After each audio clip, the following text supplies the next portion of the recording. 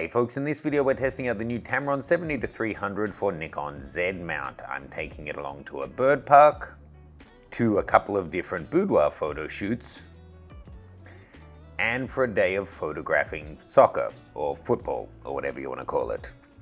We're also going to put it head to head with the Nikon 100-400. Welcome folks. This right here represents something very important for Nikon Z system owners. The 70-300 Tamron is the first non-native, fully licensed lens coming out from a third-party manufacturer. Tamron is a brand I've been shooting with for 15 years. I was using the 70-300 for DSLR since about 2011. It's a great focal length. I've been shooting with this for about 5 days already. I can tell you there's some things I really like about it, but there's also some that they've really missed the mark on. Let's test it out, first with a bit of soccer.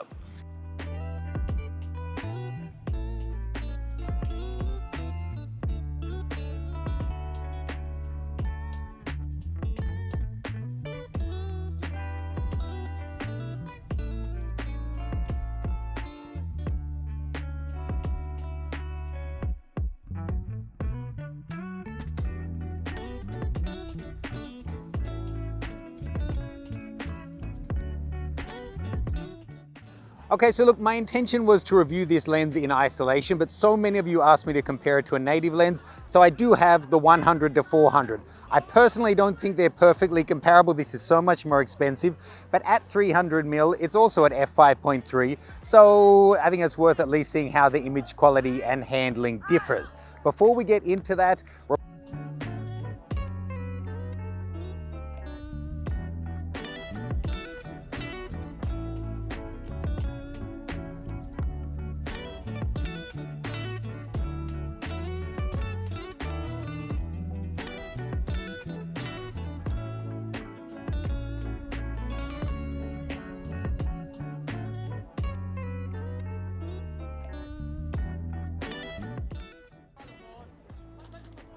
but when I was shooting this by itself, I really liked the handling. It's nice and light, everything feels fine. It's not premium, but it's fine. But shooting it side by side with the 100-400, it just becomes how big the difference is. This is like a 70-200 A-level lens build quality, and this is somewhere between that and a kit lens. It feels terribly plastically compared to a premium lens. But again, there's a huge price difference on these. This is like 4 times the price, so it should be significantly better built. So let's take a look at some sample shots here, folks. As I said, we've shot in a whole bunch of different situations. Now, I also took the 70-300 along to a boudoir portrait shoot that I was doing with Felicia and Rosanna separately, but in the same location. We were actually shooting for a bunch of different projects on that one, but I took along that lens to get some sample shots there as well. So here's an example just to give you an idea of the range. That's a 70mm frame that we were getting from across the room. And here we are, that's at 162mm, 120mm. So we really have room to go in extremely tight using this focal length range. For portraits, it's really handy. Here at 227, flash lit, still up at ISO 640, but you can see good sharpness and detail coming through there. That's with the Z9. This one, there's a little adjustment on it. Also flash lit, but backlit at f5.6. Decent, but I would say this lens doesn't hold up great in backlit situations. You're really going to see it losing the contrast, which in shots with hair means the hair kind of looking like it's being eaten through and losing its contrast altogether. Here's one that wasn't flash lit, ISO 1000, what are we talking, 121mm. You can see the shot looks fine. It's not super crisp, but this being around about wide open, f5 at that focal length would be about wide open. It's not just jumping off the screen at you. However, when you go in and do properly flash lit portraits and you're up at like f8, f10, you're really getting some great detail. So let's start out with this guy. Thanks to Ernest who shot this one for me. We just set it up with a simple Westcott FJ400 light.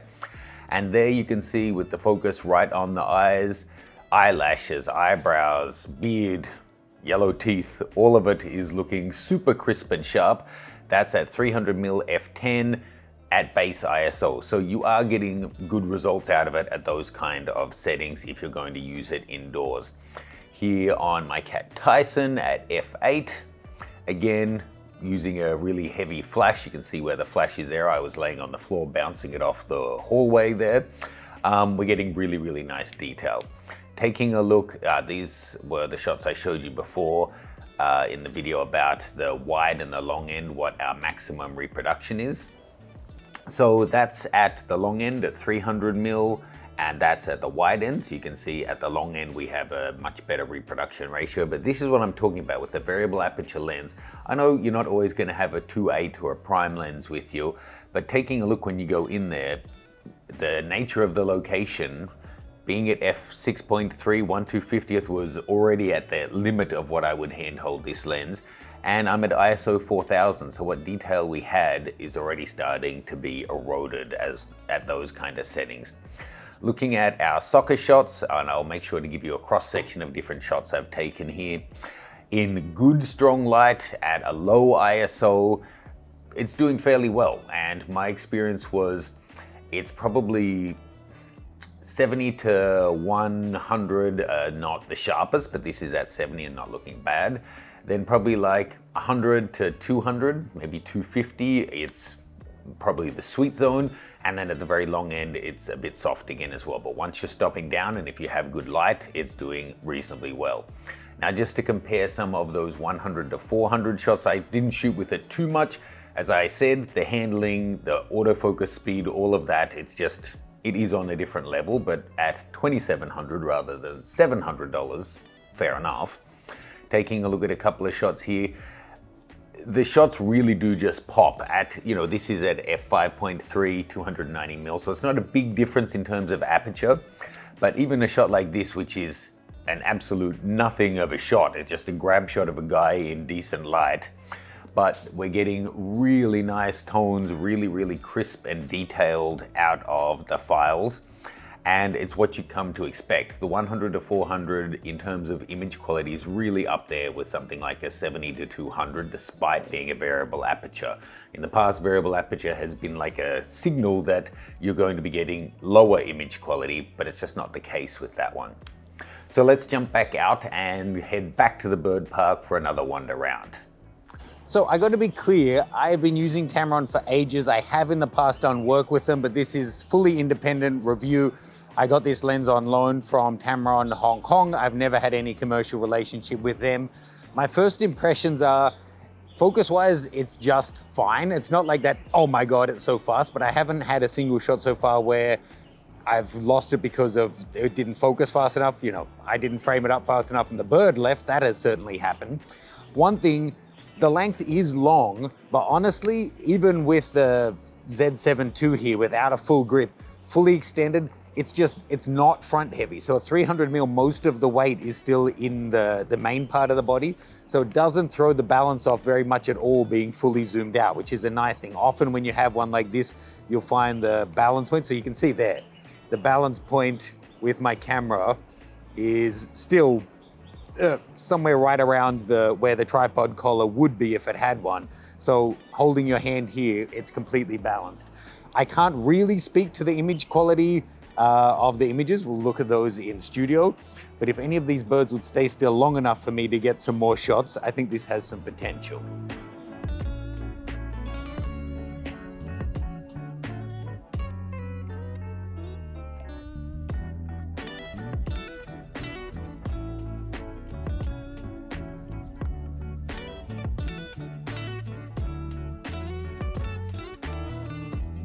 Let's see how quickly the aperture changes. We know it's 4.5 at the wide end, 6.3 at the long end, but where's it actually changed?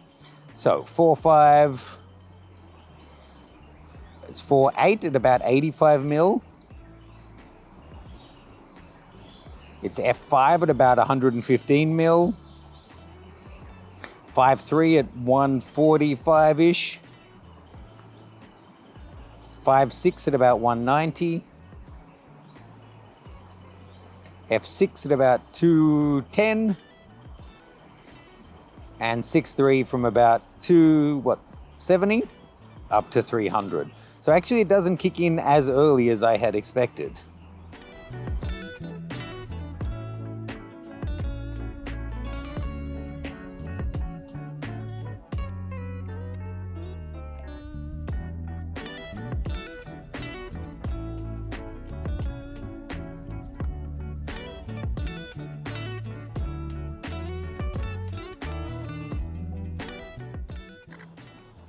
So my videographer was just saying he got this awesome shot of the player running up and then almost getting a goal. It would have been a great highlight, but they bottled it. This is a topic I've been thinking about lately that could be a good full video. And that's, you want to think that in photography, what makes something a great shot is your experience, your skill, your composition, the exposure, all of that, not just access to the best stuff. But I really don't know. If you have an amazing model, your model photos work out better. If you get to eat at all the world's best restaurants, it doesn't make your food photography better, but it'll probably still get more engagement because you are shooting the most photogenic subjects. If you're shooting world-class soccer players, you're likely to get the best peak action as opposed to amateurs. And it's kind of unfortunate to say, but when I see portrait photography or documentary photography behind the scenes with celebrities, it's no better than just normal street photography, but the fact that it has an A-lister in it means it gets 100 times the interaction. Let me know your thoughts. Does the subject and access to kind of more exclusive subjects instantly make your photography better or not?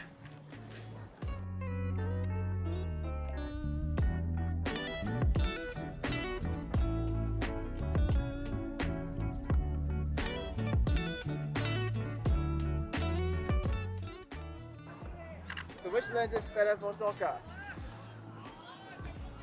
Okay, if we're talking focal lengths, 70 to 300 is great. There were times where when they're close to you, 70 is not even wide enough, but if they're not right on top of you, you can get something. So, you know, you're losing 30 mil on the wide end, but gaining 100 on the long end. So overall, I have to say this one, but it's just, I really don't think, I know people wanted this comparison. The short answer is this is a better lens, but it's bigger, heavier, and much more expensive. It had better perform better and have better optics, which it does. So there's really no surprise. So I think we need to focus on this one and basically let people know what it's best at. Having looked at the shots in studio, I want to be positive because I love Tamron and I want there to be a great cheap option here. But I would say unless you're always shooting and kind of the 100 to 250 range is ideal for you, and you're always going to have good light, and you're going to have a stabilized camera, it's a good option. But if you're not, then I just can't really recommend it because it's only sharp from 200 to 300 at f8 or above. Without in-body image stabilization, you can't really use it in low light effectively without the ISO being too high. And yes, in studio, you're getting phenomenal images when you studio light it at f8 and f10, but you do that with any manual $50 lens as well. So it's a niche lens. If you're on a budget, you're shooting outdoor sport, you're gonna have lots of light to work with so you can be at f8 and still have a good shutter speed, great. If not, keep saving or maybe adapt one of the DSLR lenses that's going to give you an even cheaper option. So download the sample files for yourself, compare the two lenses, the two bodies, see what you think, and if it's going to work for you given those kind of results. Also, check out the 5-day deal. 8th to the 13th is the giveaway, 13th to the 18th is the sale. If you do decide to buy the sale, come back and make sure you use my link last so I can send you out that extra bonus of the start to finish body paint shoot with Steph. Thanks guys, hope you found that useful. I'll see you soon.